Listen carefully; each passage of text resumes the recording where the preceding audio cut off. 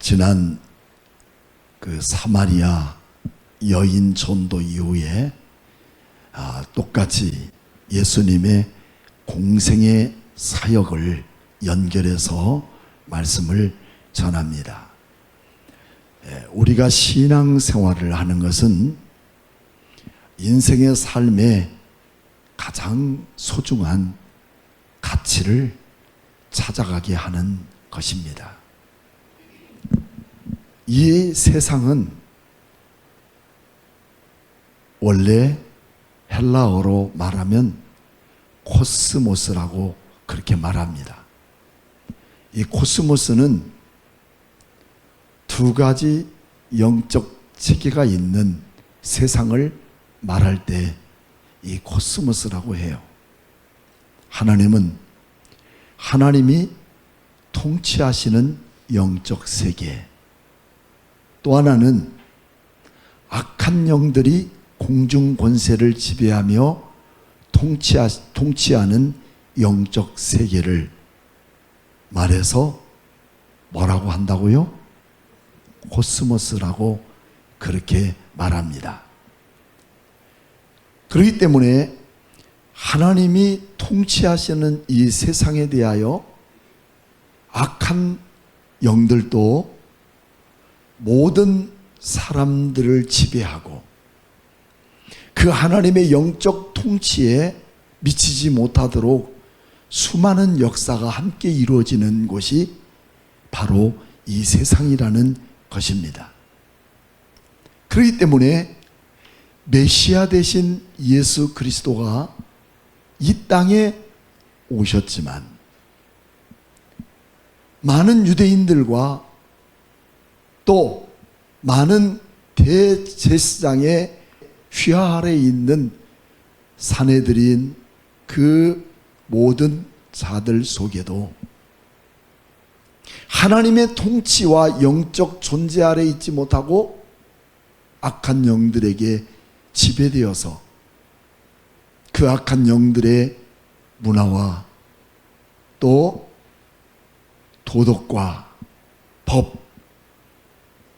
더 나아가서 그들만이 갖고 있는 그런 세상적인 가치관들이 완벽하게 준비된 그곳에 우리 예수님이 이 땅에 오시게 되었음에도 불구하고 그들은 참 메시아로, 참 그리스도로 받아들이지 않는다는 것입니다. 그래서 예수님은 예루살렘에서 성전을 정결케 하는 사역을 마치고 수많은 사람들의 눈총을 받으며 예수라고? 도대체 그 예수는 누구야? 하나님을 모독하고 신성을 모독한다는 이유로 예수를 잡으려고 할 때 그는 예루살렘을 떠나서 8개월 만에 갈릴리에 도착하게 된 것입니다. 예루살렘 첫 유월절을 보내시고 갈릴리 나사렛에 도착한 예수님은 깜짝 놀랍니다. 왜 놀랐을까요? 그것은 발 없는 말이 천리 간다 하는 그 속담 그대로 이미 예루살렘에서 무슨 일이 벌어지고 무슨 일이 있었는지를 갈릴리 그곳에 모든 유대인들은 다 알고 있는 것입니다. 나사렛 목수 아들이었던 예수가 예루살렘 성전에서 대제사장 그룹에 도전하여 성전이 무엇인지의 의미를 분명하게 짚어주고 세례 요한보다 더 큰 일을 하고 돌아온 영적 지도자였다는 것을 갈릴리 나사렛 동네에는 파다하게 소문이 퍼져 있습니다. 그때부터 예수님은 전 세계적으로 이슈가 되고 있는 가장 커다란 것은 예수, 그는 누구인가 하는 딱지가 붙어 있습니다. 나사렛에서 예수, 그는 여러분 누구일까요? 그는 목수의 아들입니까? 맞습니다. 목수의 아들 예수지만 이미 예수님은 공생의 사건을 통해서 하나님의 신적 권위를 가진 하나님의 아들로서 요한에게 세례를 받고 일어서실 때 하늘문이 열리고 천사들을 통해서 말씀한 게 기억이 나죠. 이는 내 사랑하는 아들이다. 내 사랑하는 아들이다. 하나님의 영적 권위로 세상을 통치하고 다스릴 하나님의 아들 예수라는 것을 이미 성경에 기록하고 말씀하셨던 것입니다. 오늘 여러분들은 예수를 누구로 알고 있습니까? 모든 유대인들은 자칫 예수님을 신성 모독죄로 알고 있어서 그를 처단해야 된다는 그런 소리가 천파만파 퍼져갔던 것이죠. 악한 영들의 이견은 그들 나름대로 질서가 있고 윤리가 있고 가치가 있는 거예요. 오히려 그들 견해에서 그리스도인을 바라볼 때, 야, 저것들은 엉망이야. 응? 뭐 지네들끼리 예수를 믿는다고? 지네들끼리 하나님 믿는다고? 우리처럼 좀 살아보라고 해. 나는 그 예수인지 누군지 몰라도 나는 그들보다 더 나아. 그래서 우리가 잘해야 된다는 사실을 저는 말하고 싶지 않습니다. 그 이상을 뛰어넘은 하나님의 자녀로서의 온전한 삶은 이 복음의 삶의 능력이 우리 안에 주어져야 되는 거예요. 세상에 믿지 않는 영적 권세들 앞에 참된 하나님의 자녀로 살아갈 수 있는 것은 진리의 말씀 앞에 우리가 서야 된다는 사실을 보여주고 있습니다. 그래서 예수님은 갈릴리 나사렛에서 그들을 바라보면서 사탄아 물러가라 그랬습니까? 그러지 않았습니다. 그들에 대한 정면 도전, 그것으로 승리를 얻고자 하는 포만감을 얻는 예수님이 아니라 그들을 피하여 갈릴리 땅의 안에 있는 가버나움으로 본거지를 옮긴 겁니다. 그들 역시 마찬가지로 이사야서 61장을 읽고 또 읽고 그들은 반복해서 그런 신앙을 갖고 있었죠. 주 여호와의 영이 내게 내리시니 이는 여호와께서 내게 기름을 부으사 가난한 자에게 아름다운 소식을 전하려 하려 하심이라. 나를 보내사 마음이 상한 자를 고치시며 포로된 자에게 자유를, 갇힌 자에게 노임을 선포하는 일들입니다. 로마가 통치하고 있으면서도 그 로마의 영향력 밑에서 사내들인이라고 하는 그런 사람들이 분봉왕과 사내들인, 서기관, 바리새인, 또 사두개인, 열심당, 에센파 이런 사람들이 드글드글 끌면서 그들을 아부하고 그러면서도 하나님의 말씀을 지키겠다고 지금 이사야 선지자의 이 61장을 읽고 있는 거 아니겠어요? 그러면서도 로마의 통치 앞에 숨도 크게 쉬지 못하고 살아가는 유대인들에게 한 가지 소망이 있다면 이사야의 예언의 말씀만을 숨통 트는 말씀이 아니겠습니까? 그래, 우리의 소망은 오직 이 땅을 통치하고 다윗과 같은 시대가 다시 오게 만드는 이 메시아라는 사람을 보내겠다고 약속한 그 메시아가 오셔서 노마를 몰아내고 통일족을 이룰 하나님의 나라 백성 이스라엘로 회복시켜줄 것을 믿고 있었다는 거예요.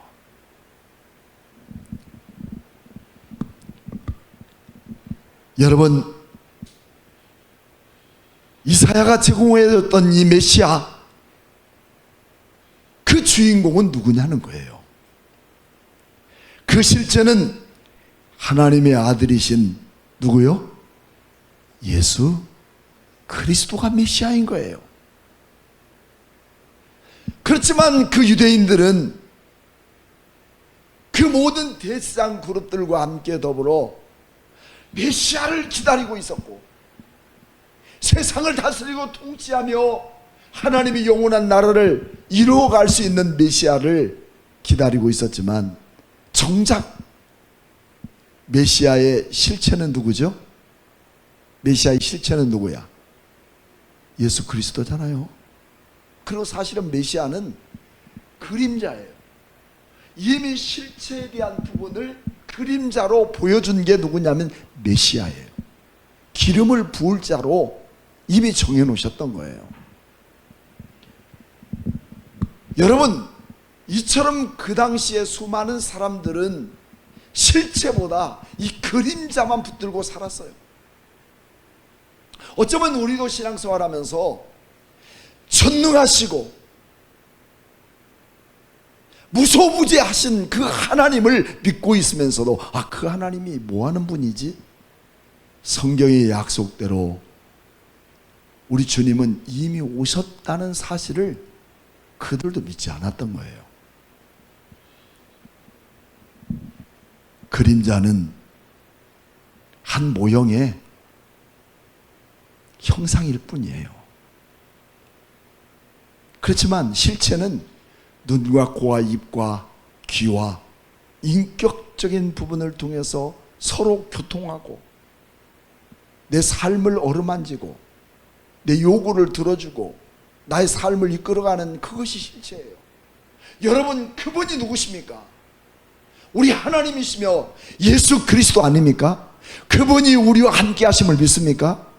그분이 이 땅을 통치하고 영원한 하나님의 나라를 이루실 영원한 그 소망의 주님이라는 그 사실이라는 것이죠.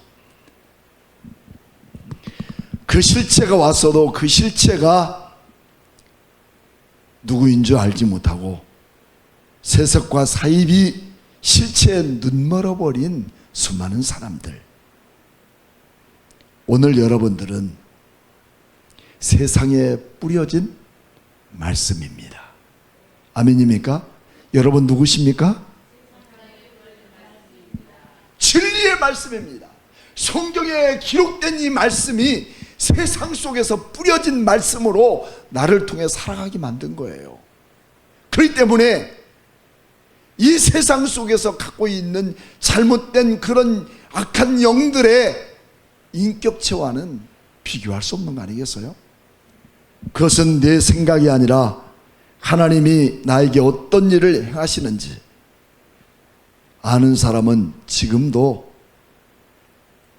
여기에서 그 하나님이 일하시고, 여러분의 삶의 연장 속에서도 그 하나님이 함께 하시는 놀라운 기적적인 일들이 벌어질지어다. 그것이 하나님의 인격적인 능력으로 우리에게 나타날 일들이라는 것입니다.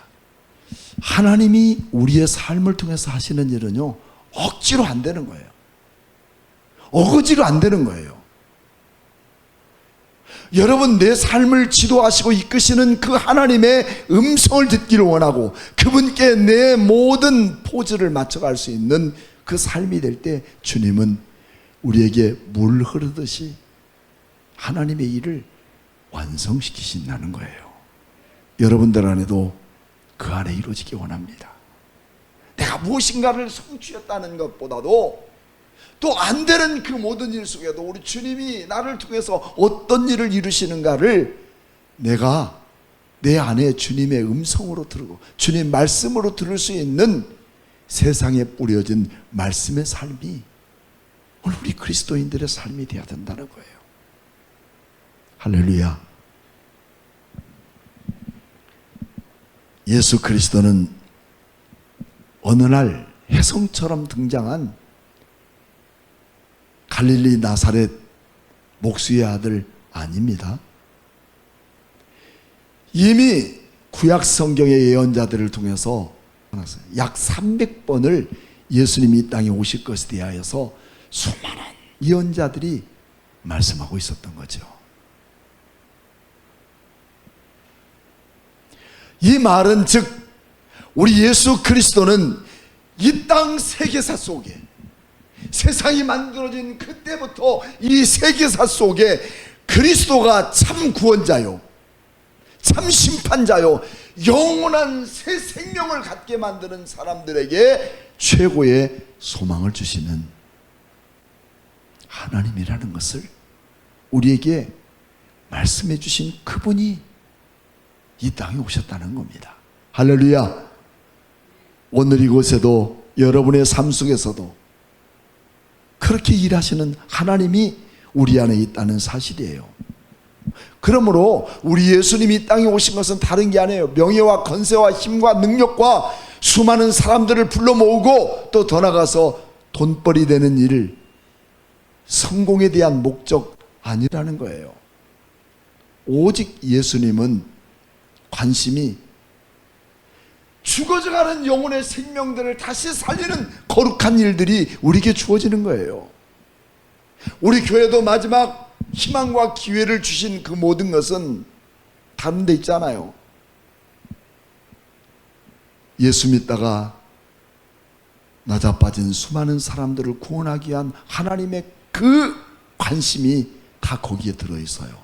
이게 교회예요. 교회는 절대 사람을 키워서 포만감을 얻기 위한, 만족감을 얻기 위한 그런 이미지가 아니에요. 한 사람 한 사람의 영혼을 구원하고자 하는 그 주님의 뜨거운 그 마음을 우리가 읽을 수 있어야 될 때 가버나움의 첫 사역이 영혼 구원에 초점을 맞춰주고 있다는 것입니다. 이런 사역하기 위해서 절대적인 일꾼들이 필요했던 것입니다. 이런 사역자들은 만들어진 것이 아니라 만들어 가는 거예요. 누가 만드느냐? 우리 주님이 만드시는 거예요. 아무리 일꾼이 부족해도, 아무리 주님의 복음 사역에 필요한 사람들이 필요하다고 해서 세상에서 돈 주고 끌어다가 여러분 일꾼 삼는 것 아니잖아요. 여러분이 일꾼이에요. 여러분이 하나님의 종입니다. 그분은 주인 되셔서 나를 통치하시는 그분 앞에 내 마음을 드리고 내 정성을 드리고 성품을 다하기를 기뻐하십니다. 그것이 이 땅에서도 영원한 나라에서도 우리에게 상급이 되게 하시는 거예요. 여러분은 하나님 나라의 상급이십니까? 그 상급이에요. 모든 사람들이 상 타는데 나는 아무것도 타지 않고 이름도 부르지 않는다면 여러분 얼마나 서럽겠습니까? 하나님의 나라 상급이기를 축복합니다. 그렇게 한번 따라해 볼까요? 나는 하나님 나라 상급입니다. 시작. 상급입니까? 그 상급을 받을 만한 일들이 뭔가 하는 거예요. 주님 말씀을 따라 순종하며 주님과 함께 거룩한 사역의 동역자로 서는 거예요.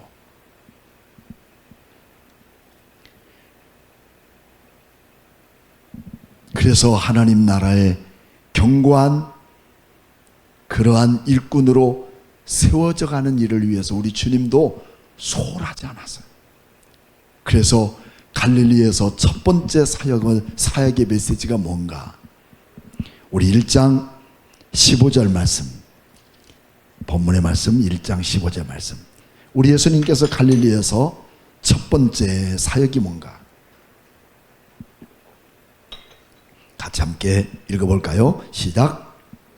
이르시되 때가 차고 하나님 나라가 가까웠으니 회개하고 복음을 믿어라 하시더라.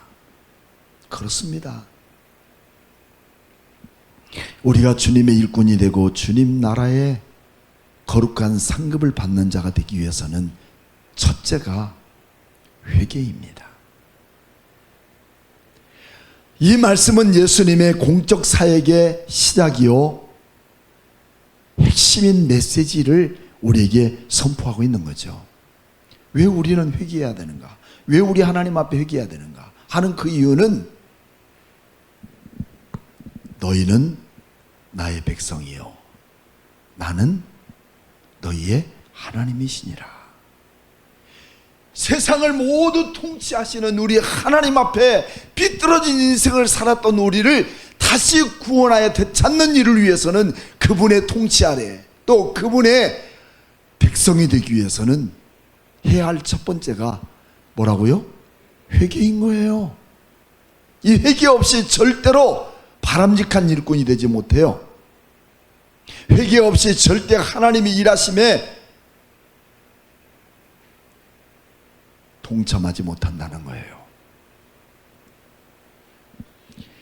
제 아무리 대단한 존재라도 하나님의 사람으로 쓰임받고 하나님 나라의 백성이 되는 첫 관문의 출발은 회개. 아멘. 여러분 회개되어짐을 믿습니까? 그것은 뿌려진 말씀 위에 사탄은 지금도 우리에게 수없이, 우리는 세상 속에 뿌려진 말씀인데 그 세상 속에 뿌려진 말씀 속에 지금도 우리 안에 영적 존재에 대한 가치, 도덕, 문화, 그리고 그들에게 주어진 윤리들은 우리에게 수없이 도전하고 있는 거예요. 어떤 분이 목사님에게 전화 왔답니다. 목사님, 저 막 이제 교회 가려고 하는데 저희 남편이 들어와서 친구들이 같이 온다고 술상을 차리라는데 제가 교회를 가야 되는지 아니면 술상을 차려야 되는지 너무 답답해서 전화했습니다. 여러분 어떻게 할까요? 이것이 세상의 문화입니다. 이것이 악한 영들에 대한 문화예요. 그리고 도덕이고 윤리인 거예요. 그를 핑계치고 교회 갔다면 그 윤리와 도덕에서 이미 우리는 처단돼야 할 사람들인 거죠. 이런 영적 전쟁 어떻게 우리가 이길 수 있을까 하는 겁니다. 여러분, 이처럼 뿌려진 말씀 위에 사탄은 인간에게 허무, 허탈, 음란, 그리고 사치, 대리만족, 게임, 술, 여가선용, 다른 복음, 이 모든 것들이 함축된 그야말로 종합 선물 세트들이 우리에게 수없이 돌아다니는 거예요. 여러분 그거에 한번 부딪히면요, 그래서 예수 믿는 사람들이 다시 예수 믿기로 돌아온다는 것은 쉬워요, 어려워요? 더 어려워요.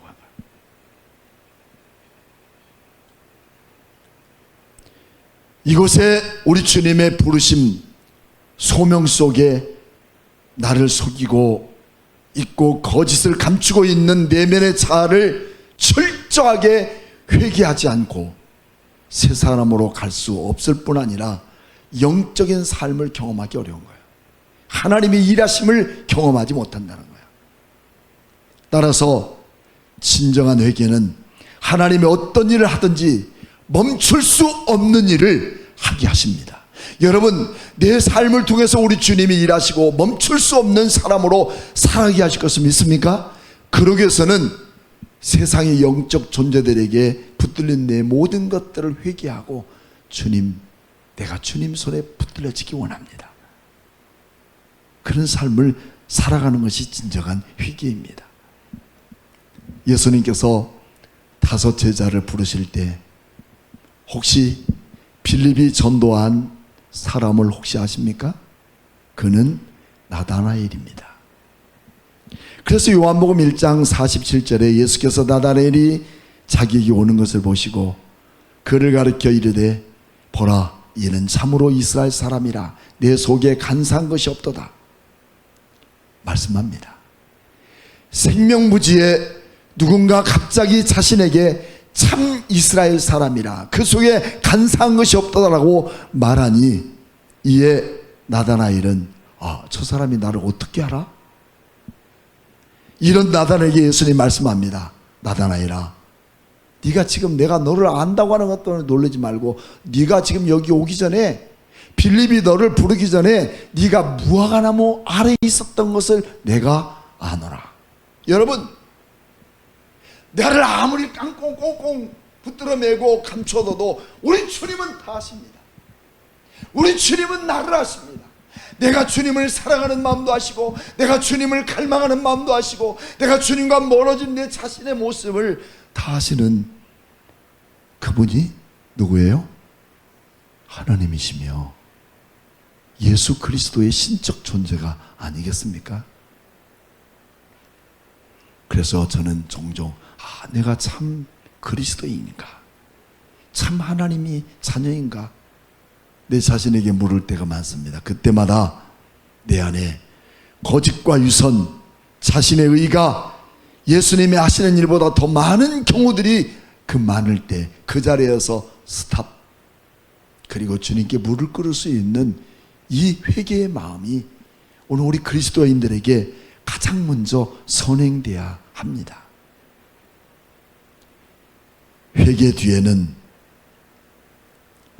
내가 보고 내가 너를 알고 있다는 주님의 메시지에 더 큰 의미를 갖게 합니다.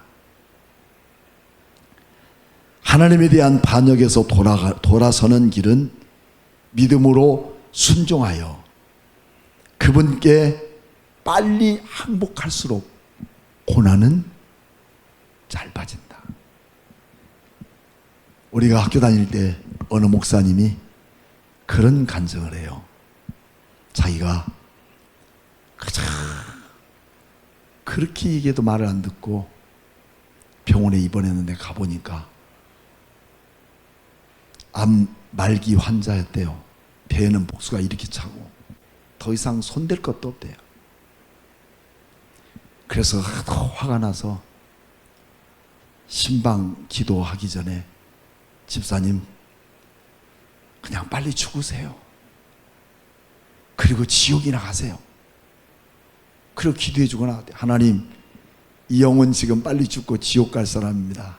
보내주세요. 차라리 이 고통받지 않고. 기도해 주고 나오는데, 나오는 뒤에 어떻게 했어요? 와장창 뭐 깨지는 소리가 나고 욕하고 난리가 났더래요. 그랬거나 말았거나 할 일을 했다 하고서 왔는데, 그 다음이 문제야. 그 밤을 보내면서 가만히 생각하니까, 그래, 오죽하면 목사님이 나보고 빨리 죽어서 지옥이나 가라고 했는데, 내가 지옥 갈 사람으로 살았던 것들을 그때부터 자기 부인에게 노트를 가져오라 해서 다 기록했는데요, 노트가 빽빽하게 다 넘어가더래요. 눈물 콧물 흐르면서 내가 이런 인생을 살았던가, 그러니 목사님이 죽어서 빨리 지옥이나 가라고 했구나. 그 노트가 다 할 때까지 자기 제목을 쓰고 자기 인생의 인생 열전의 기록을 하고 나서 그때 거기서 눈물을 흘리며, 하나님 죄송합니다. 내가 이런 사람이었습니다. 하나님 다시 한번 용서해 주세요. 여러분, 이거 기가 막힌 겁니다. 다시 한 번만 나에게 기회를 주세요. 여러분, 이것이 결정적인 우리 인생의 삶 속에서 참회의 기회가 될 수 있는 가능성이 크다는 거예요. 근데 대부분 사람들은 다시 한 번이라는 게 없는 거예요. 하려면 하세요, 말라면 마세요. 이 배짱 있는 인생으로 살아가는 사람들 많아요. 하나님, 나에게 이 한 번만의 기회를 주신다면 내 인생 마지막 멋지게 주를 믿고 주를 바라보며 하나님의 거룩한 일꾼으로 살겠다는 이 고백을 들으시고, 그 다음날 화장실에 앉았는데 화장실 변기통이 넘치도록 크게 캐묵은 핏덩어리를 쌓아 제끼는데 깜짝 놀랐대요. 그래서 며칠 지나고 목사님 다시 전화 왔대요. 이건 내 얘기가 아니에요. 다시 한번 신방해달라고 갔더니요, 그 큰 배가 쏙 들어가 버리고, 그리고 다시 MRI, 엑스레이 촬영 다 했는데 암덩어리는 하나도 보이지 않더라는 거예요. 여러분, 모든 사람이 이런 기적은 나타나지 않습니다. 하지만 주님이 써야 될 하나님의 귀한 일꾼으로 살아가는 자들에게 마지막 기회를 요구하는 그 참회의 눈물이 이런 삶의 변화를 우리에게 주고 있다는 사실이에요. 할렐루야. 이런 일들이 오늘 우리에게 있어질 수 있는가? 꼭 우리가 무엇인가 살기 위한 목적이 우리에게 주어지는 것을 바라는 게 아니라 우리 주님 앞에 자그마한 것을 붙들고 살아간다는 것은, 자그마한 더러운 것들을 내가 숨기고 살아간다는 것은 내 몸에 이 암덩어리를 키우고 있는 것에 불과한 거예요. 저도 이번에 건강검진을 했는데요, 아니 좀 술 좀 끊으시죠? 그래서 예, 어제 끊었습니다. 왜 그러냐고 그랬더니 위에 궤양이 생겨서 터지기 직전이라는 거예요. 그래서 술, 담배 절대 하면 안 됩니다. 그렇다고 내가 목사입니다 뭐 그럴 필요가 있겠습니까? 그리고 다음 그 조직검사를 했으니까 다음에 꼭 오셔서 조직검사를 들으시든지 2주 후에 받아보시든지, 그 2주까지 참을 수가 있어야지. 그래서 일주일도 안 됐는데 가서요, 가서 그 진료를 받았는데 보더니 궤양이 너무 크네요. 그래서 다행스럽게 조직검사를 했는데 이상은 없습니다. 적어도 약은 한 3개월 드셔야 되겠습니다. 야, 3개월 또 약이 드러나요.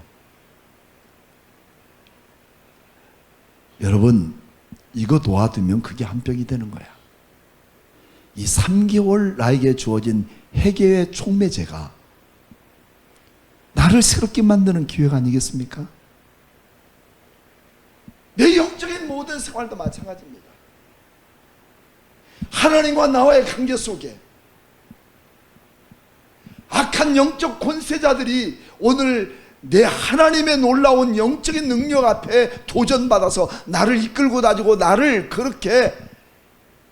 지배하는 사람이 되었다면, 그것이 꼭 악한 영들에게 지배만 됐다고 그것만 끝나는 게 아니라 지배하는 가운데 얼마나 말도 못한 일들이 생겨집니까? 우리 안에.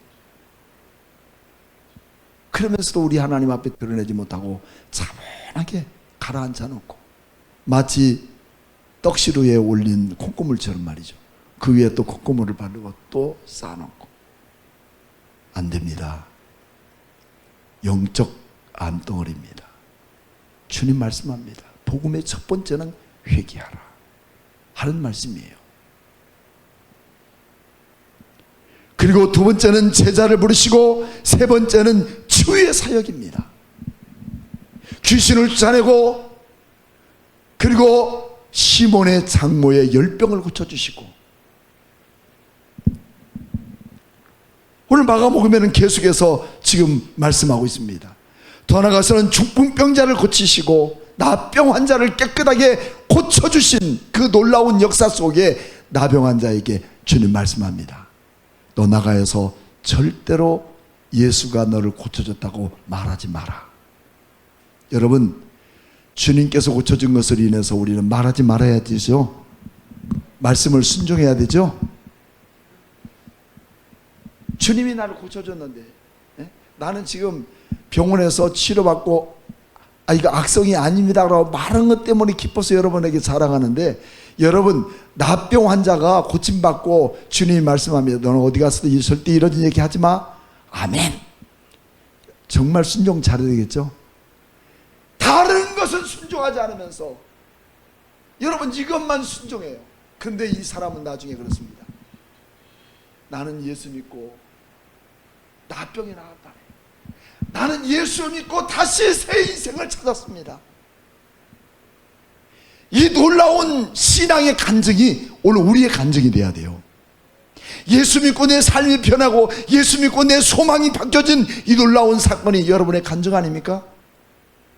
믿지 않는 사람에게 내가 어떻게 예수를 전할까? 아니, 나도 성경도 모르는데 성경 얘기 한다고 말 듣겠어요? 내 간증을 하는 거야. 내가 이렇게 살았더니 주님이 이런 일이 있었다.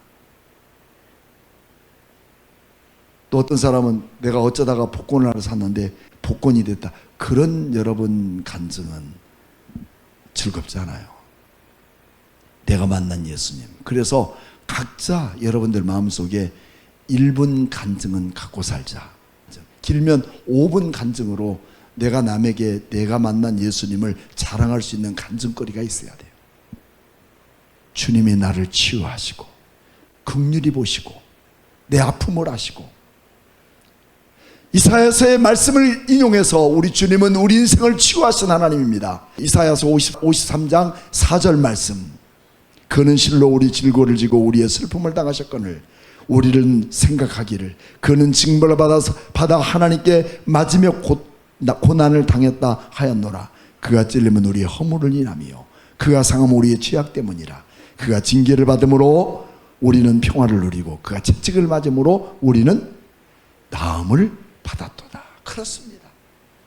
우리의 고통, 우리의 아픔, 우리의 상처, 우리의 그 절망적인 삶에서 우리는 다시 한번 회복시켜주기 위해서 우리 주님은 나무 십자가에서 저주를 받아야 할, 여러분 신명기 21장에 저주를 받아야 할 우리가 주님이 대신하여 저주를 받으시고 우리를 완벽하게 고쳐주시고 치유하시는 그 하나님이신 줄로 믿습니다. 오늘 이 말씀을 듣고 여러분 가슴 속에 나만이 갖고 있는 이 고통스러운 아픔의 모든 질병들이 예수 그리스도 안에서 깨끗하게 해결될지어다. 하나님은 능력이십니다. 하나님은 못하실 일이 없으신 그 하나님을 믿고 믿음으로 바라볼 수 있는 영적인 눈이 열려져야 될 줄로 믿습니다. 이것이 바로 갈릴리의 부흥회입니다.